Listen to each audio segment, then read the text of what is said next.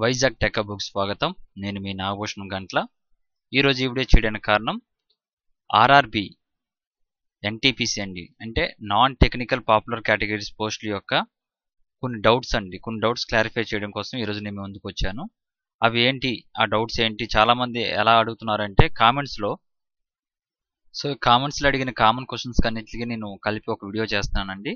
మీకు ఇంకా డౌట్స్ ఉంటే అడగండి. హౌ టు అప్లై వీడియో చేశాను, అందులో ఎలా అప్లై చేయాలని ప్రతి స్టెప్ నేను ఎక్స్ప్లెయిన్ చేశాను, అందులో చూడండి. అయితే కొంతమంది కామన్గా అడిగిన క్వశ్చన్లకి నేను చూడండి, diploma student can apply. Diploma students ఈ జాబ్కి ఆర్ఆర్బి ఎన్టీపీసీ పోస్ట్కి అప్లై చేయవచ్చా లేదా? Can we change RRB board? RRB board select చేసుకోవచ్చా? What is EBS, economically backward అంటే ఏంటి?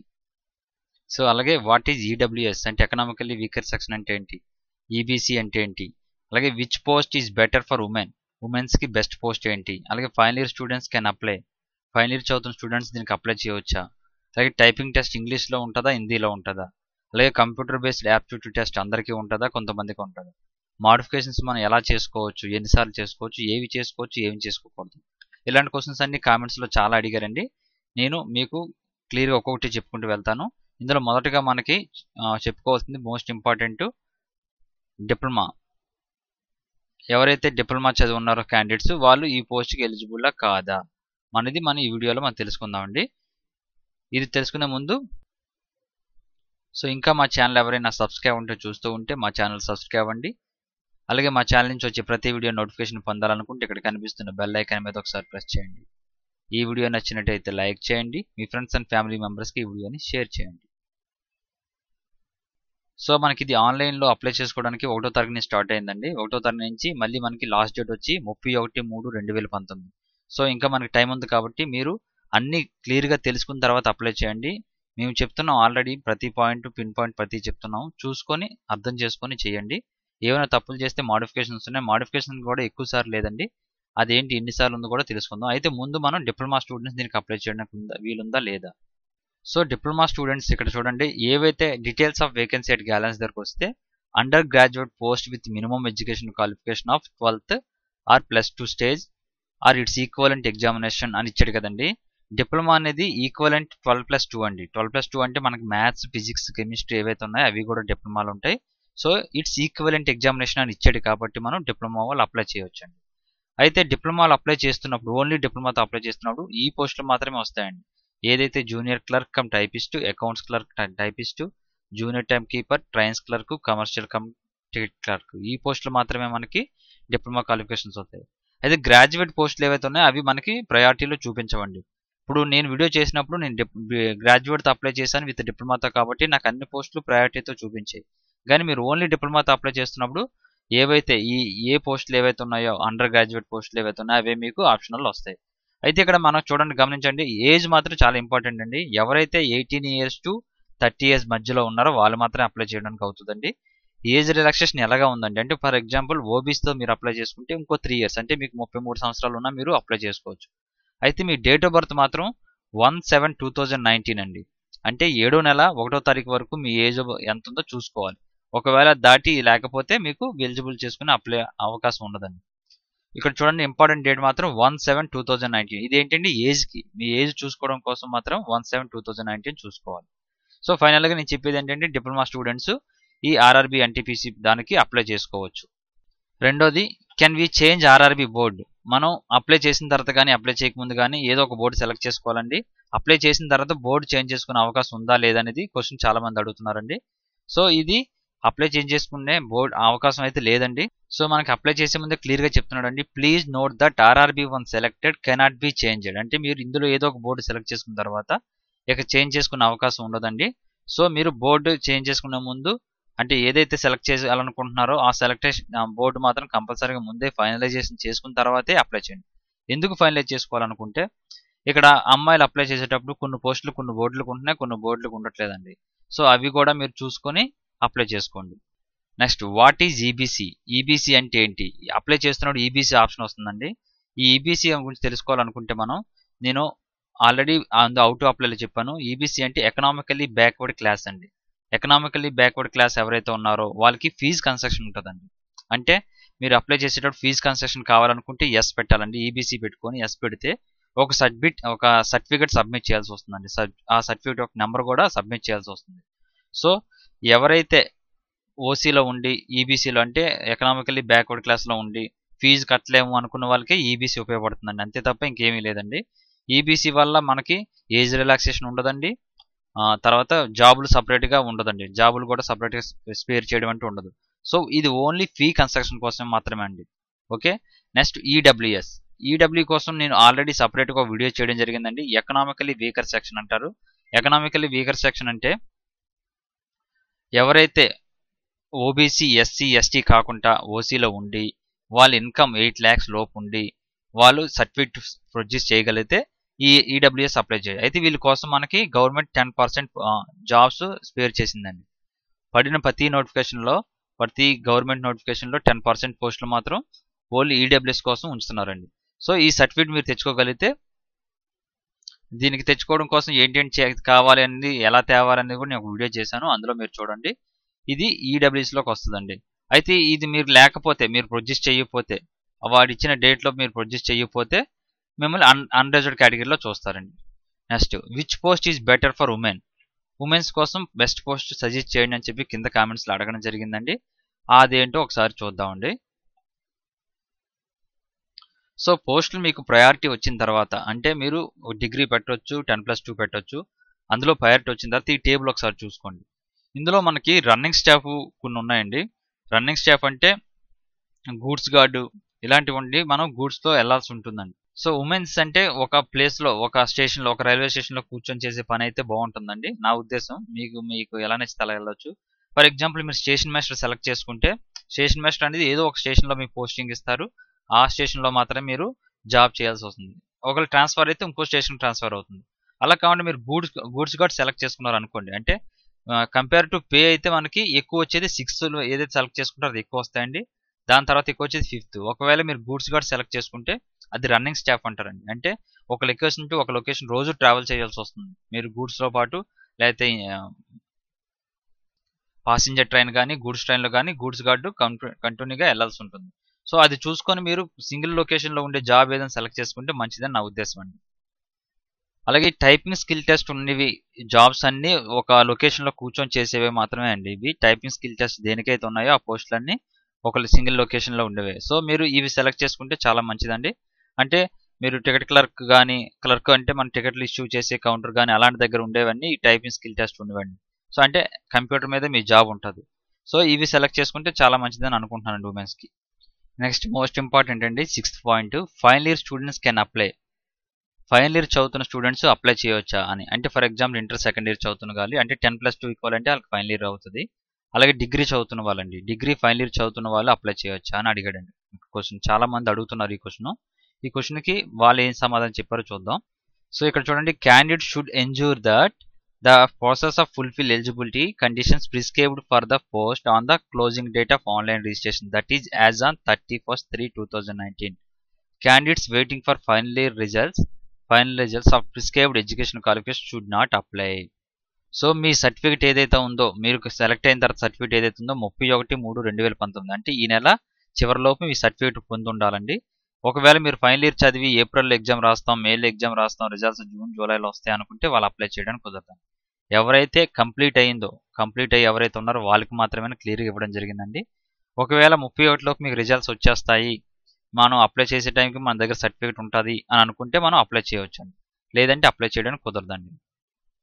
ఇక నెక్స్ట్, మనం ఏవైతే టైపింగ్ ఇవి సెలెక్ట్ చేసుకుంటామో ఆ టైపింగ్ కోసం కొన్ని రూల్స్ ఉంటాయండి. ఆ రూల్స్ ఏంటో చూద్దాం. ఇక్కడ typing test English are Hindi అని అడిగాడండి. ఇంగ్లీష్లో చేయాలా, హిందీలో చేయాలా?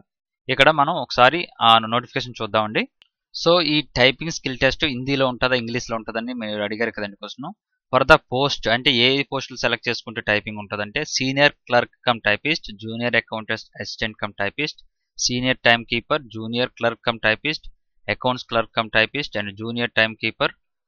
ఈ పోస్టులకి అప్లై చేసుకున్న వాళ్ళకే స్కిల్ టెస్ట్లో టైపింగ్ టెస్ట్ ఉంటుందండి. టైపింగ్ స్కిల్ టెస్ట్ ఉంటుంది. దీన్నే టీఎస్టీ అని పిలుస్తారు.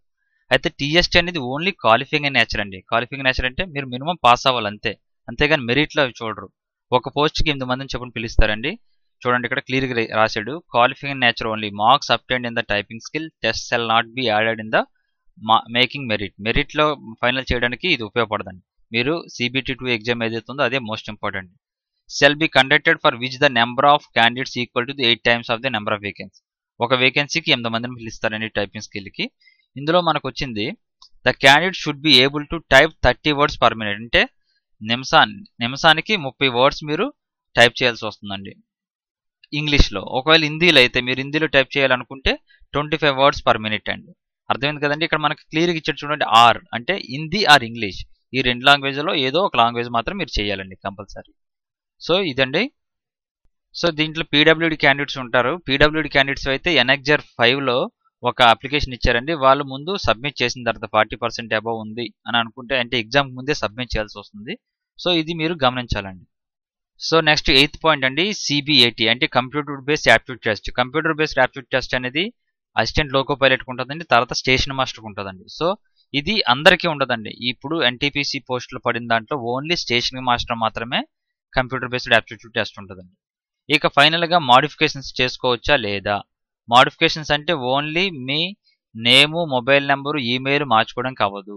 సో మిగతావి మాత్రమే మార్చుకోవడానికి అవుతుందండి. అవి ఏంటో ఒకసారి చూద్దాం మాడిఫికేషన్స్లో. సో ఇది మాడిఫికేషన్ కోసం మీరు చూడాలనుకుంటే 15.2లోని మనకి క్లియర్గా ఇచ్చారండి, మాడిఫికేషన్స్ ఆఫ్ అప్లికేషన్స్. ఇందులో నేను మాడిఫికేషన్ చేసుకోవాలి అనుకుంటే 100 రూపాయలు పే చేయాలని క్లియర్గా చెప్పారు. అయితే ఇందులో కొన్ని మాడిఫికేషన్ చేసుకోలేరండి. అవి ఏంటి అనేది ముందు మీకు చెప్తాను, ఆ తర్వాత మిగతా మీరు మాడిఫికేషన్స్ ఏ చేసుకోవచ్చో చూద్దాం. చూడండి, the RRB opted for email ID and mobile number cannot be change. అంటే మీరు ఆఫ్ చేసుకున్న ఆర్ఆర్బిలోకి వెళ్ళిన తర్వాత email ID, mobile number change చేసుకోవడానికి అవ్వదండి. తర్వాత the modification to the registration and application details can be done for maximum 2 times only. అంటే మీరు మాడిఫికేషన్స్ ఓన్లీ 2 సార్లు మాత్రమే చేసుకోగలరండి. అంటే ఒకసారి 100 రూపాయలు పే చేసుకున్న తర్వాత మీరు బయటకు వచ్చిన తర్వాత మళ్ళీ ఏమైనా మాడిఫికేషన్ చేసుకోవాలనుకుంటే మళ్ళీ కుదరదండి. సో మాడిఫికేషన్ 2 టైమ్స్ చేసుకోవాలి కాబట్టి మీరు అప్లై చేసేటప్పుడు జాగ్రత్తగా అప్లై చేయండి.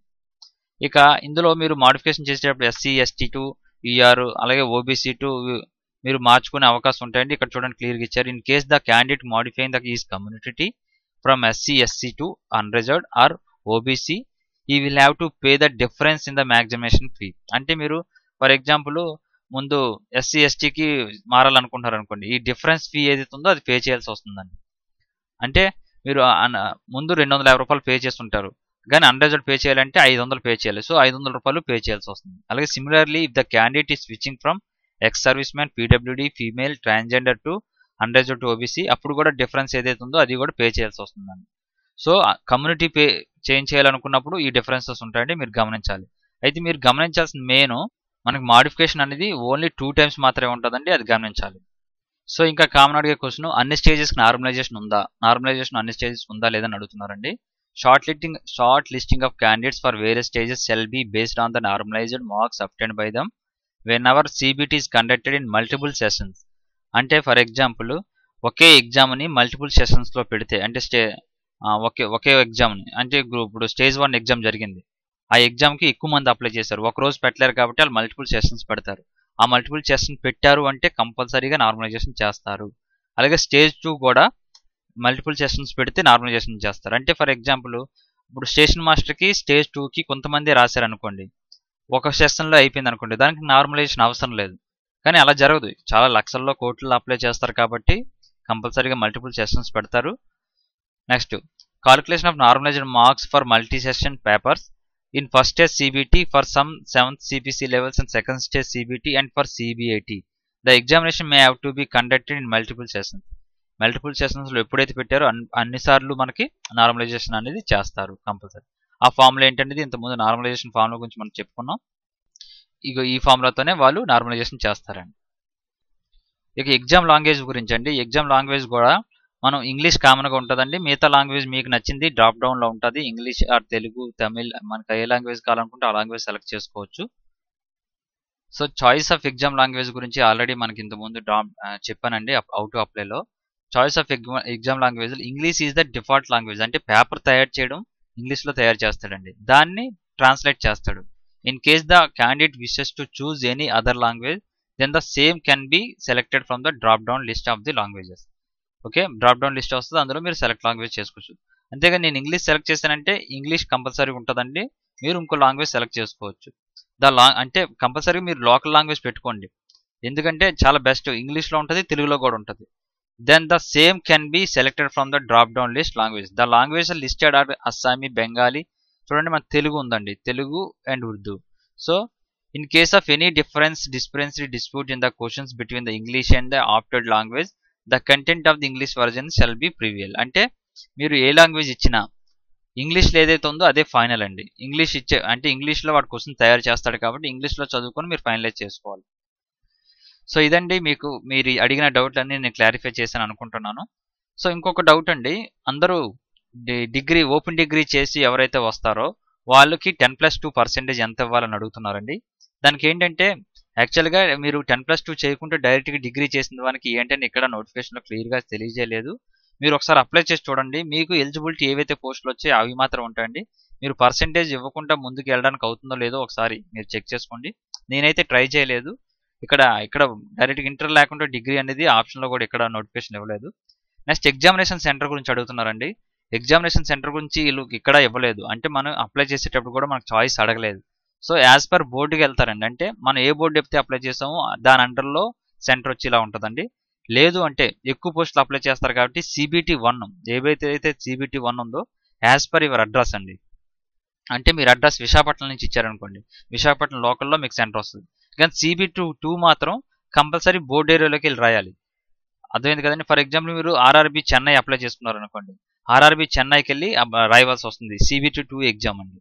So CBT1 as per your address ఇస్తే మీ లోకల్లో వస్తుంది, లేదంటే అది కూడా మీ బోర్డు ఏరియాలో వస్తుంది. అయితే ఒకటండి, మనం జాబ్ చేయడానికి ఆ బోర్డు ఎంచుకున్నామంటే ఎగ్జామ్ రాయడానికి ఆలోచించకూడదండి, ఎక్కడికైనా వెళ్ళి ఎగ్జామ్ రాయాలి.